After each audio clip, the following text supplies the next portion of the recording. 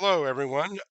Welcome to today's episode of Nick's Notes. I am incredibly privileged and honored to have on with me Jaja Liao, who's at 25Madison.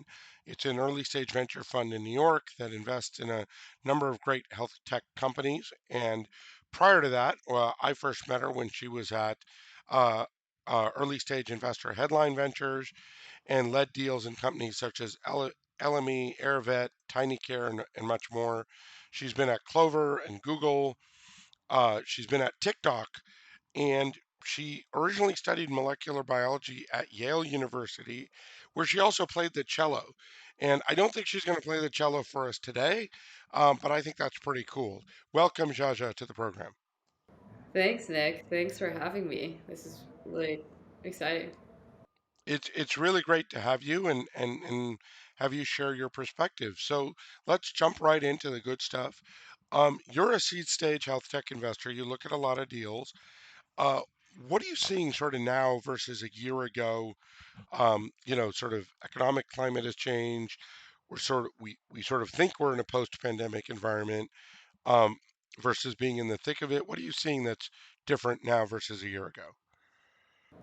Yeah, so to caveat this, when I was at Headline, I was looking at pretty much Series A deals, and so I've only been in the seed world for about 2 months now, so let me just caveat of that. Um, but I do think that, the whole hypiness of the market has quieted down a little bit. It's still, I think it's touched kind of the growth stage deals and markets a bit more than seeing the ripple effects downstream to seed yet.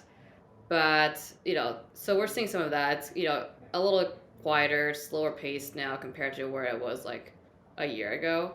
I think spaces wise, in terms of healthcare specifically, I think in 2021, telemedicine behavioral was all the rage, specifically in D2C.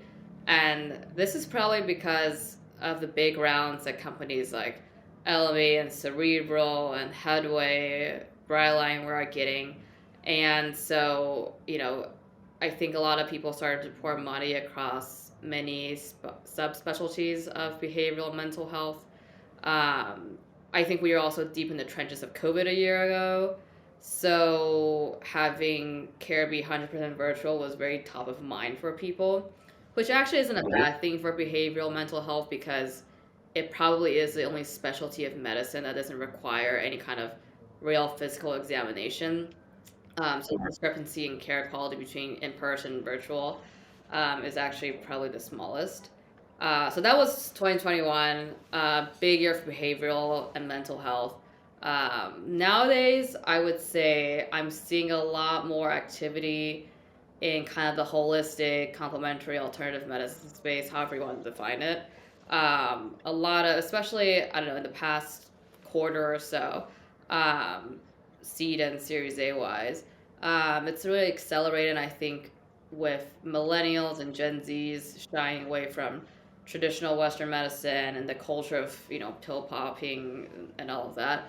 Um, Ironically, actually, millennials are more unhealthier than Gen X were at the same age in terms of like chronic illness.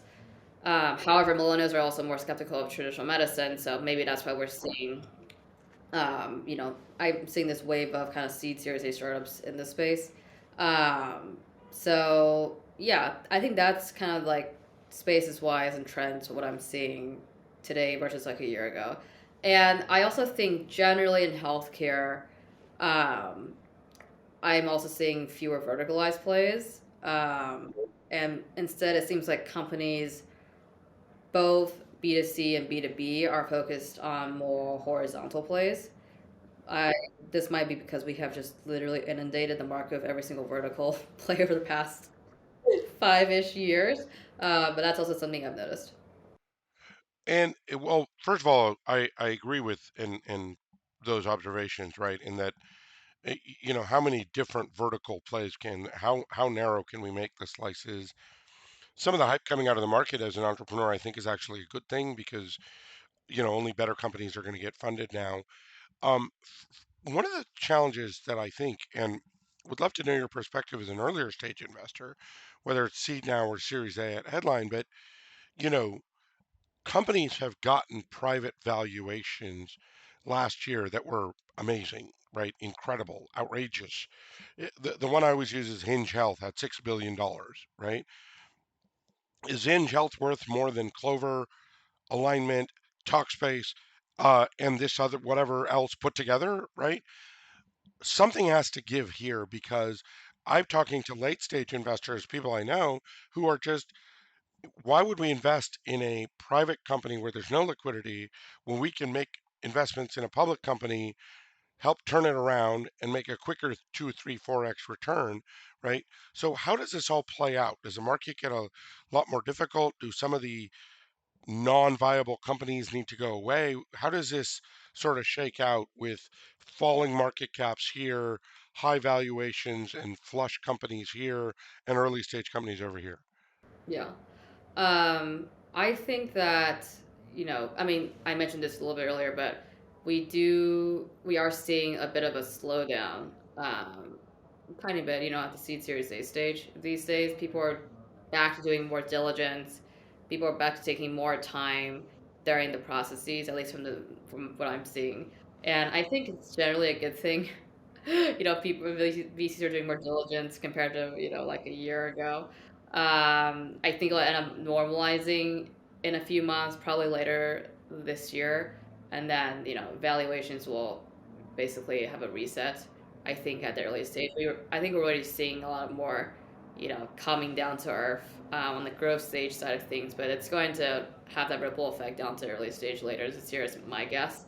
I think for those companies who raised tons and tons of money ahead of where they were in 2021, I think they're in for a reckoning, honestly, um, where they really will have to ramp up that growth, meet investor expectations, or they're in for a tough few years, is my guess.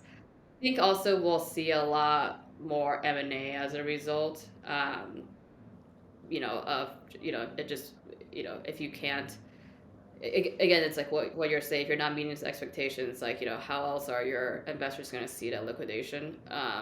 Yeah, Well, and also, right, the SPAC hype has, which fed some of the market valuation hype because everyone was SPACing everything too early, right? Investors are suing for their money back. No one wants to SPAC anymore. Like SPAC is a bad word now. I think that will also sort of adversely affect the overall scene. And in a way, again, I always say as an entrepreneur, it's a good thing because great companies should get funded and will always get funded, and noise should not. To switch gears a bit, I get asked this question to ask on this show whenever I have VCs more than any other, which is, you know me, I'm a multiple time founder. I know how to come to you for money. I have a what do you look for in a first time founder? What does it take for a first time founder to get a check from Jaja and 25 Madison? yeah. So I think if you're a first-time founder, beyond the usual credentials and backgrounds, the number one thing that I like to look for is an obsession with the product or the company that they're building. And this is because, I mean, I think there's many reasons why people will be obsessed with what they're building.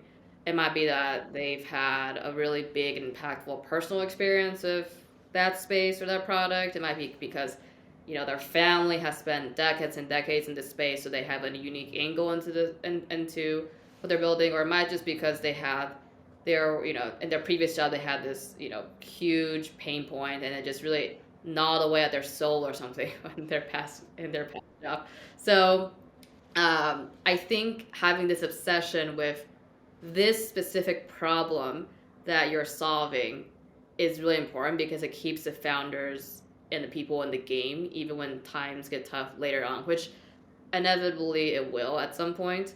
And I think that for me, on the opposite of the spectrum, there's people who they will found a startup for the sake of founding a startup. They're not particularly passionate or, obsessed with what they're building. And I think that but I'm not, they're very smart people. They just find this space or this area interesting, right? but I feel like those usually are the first people to bounce when things get very difficult. So personally, I think that obsession really drives resilience over time. So that's like a kind of a personal attribute that I like to see. Yeah, and I think that when I talk to health tech entrepreneurs, and including my own story, right, and Renee's story, but I think you hear a lot more people get to health tech startup because of healthcare experiences. My father had this, my kid had this, I had this, I lost my wife. These very sort of emotionally gut wrenching personal experiences that get people to say, I want to make this better, right? And I actually think that's a really good thing because that passion will get you through the bad times, right? This is not a space to come to analytically, it's a space to come to from a personal point of passion. Um, you were at a Series A fund, you're now at a seed fund that also has a incubator, accelerator, studio model. When an entrepreneur looks, what kind of entrepreneur should come for capital versus come for the studio incubator, whether it's you or Techstars or Y Combinator? What is the right? How do you pick what's right for you? I guess to step it back a little bit. So the way that 25 Madison Studio works today is basically we work with founders at the ideation and pre-seed stage. We're true partners to them beyond just offering funding. So we have 24 specialists at the studio who are working full time on helping our incubator companies with marketing, product, engineering, design, you name it. We're really like a full stack partner on the services side of things. And our goal is to help our student incubations get to a point where they can raise a seed that's led by their outside fund. And so, as a result of us being so hands on for incubator companies, our economics are obviously better compared to if that same team were to take a straight angel or a VC round. On the accelerators are more similar to an incubator, I would say, in that they also, have more hands-on help, but it's obviously there's a timeline because it's usually a program, right, like a few months, and there's usually like a demo day where everyone graduates together. So it's similar to a studio, but it's more programized, and so it's set time, and they, also I guess have services and like hands-on help element to it. Um, I would say the kinds of entrepreneurs that work well with a studio model would be first-time founders. I think that's one bucket of entrepreneurs that find studio model very enticing, and I would say the second bucket of founders that find the studio model to be a fit would be folks who are really deep specialists in whatever space they're working on. So a lot of the times we'll have founders come to us and they'll say, "Hey, I've spent like 10 years in machine learning. I'm a machine learning expert," or "I've spent 10 years on the healthcare side of things." But they want help with the other parts of the business. So it's also like another profile that I think works well with an incubator. Awesome, awesome. Okay, so my last question for you, I always do a different hot take and try to make it topical and relevant. Um, the U.S. House of Representatives just passed a $35 cap on insulin, right? Which a lot of affects diabetes affects tens of millions of Americans. Does that become law this calendar year? Does the Senate pass it and does it become law?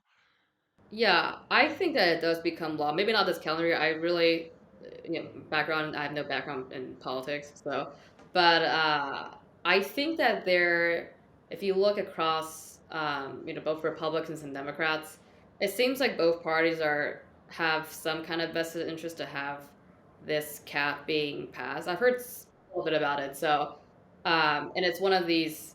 It's been a very very hot topic for many, many years, specifically on insulin.